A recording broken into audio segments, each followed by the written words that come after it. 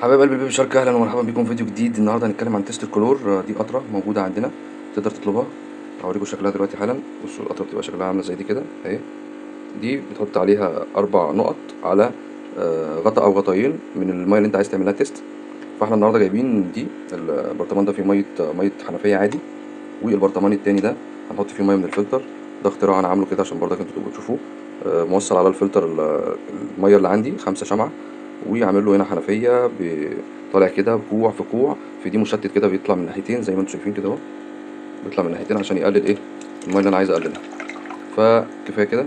ده الميه اللي انا من الفلتر اللي هو ال5 مراحل. وهناخد بق كده صغنن، مؤاخذة شويه انجل، بق صغير كده يعني زي دول كده. طبعا دي 3 عينات يعتبر، بتحط 4 نقط على كل واحدة. يعني مثلا ايه، 1 2 3 4، وادي 1 2 3 4، وادي 1 2 3 4. طبعا مية الحنفية ما استنتش، شايفين دي مية الحنفية اللي احنا بنشرب منها، فهي بتبدأ تميل للأصفر شوية. دي مية الفلتر 5 مراحل، ودي مية الحوض. طبعا احنا نستنى شوية بتاع 3 دقايق، من دقيقتين ل3 دقايق بإذن الله يكونوا ظبطوا الدنيا. فاحنا هنوقف الثواني ونرجع تاني.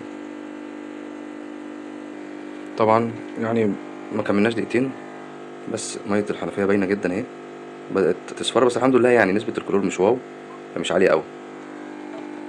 وعندنا مية الفلتر اللهم بارك شفافة، وبرضك نسبة تناسب برضك مية الحوض شوية. ده قطرة مزيل الكلور موجودة دلوقتي، تقدر تطلبها.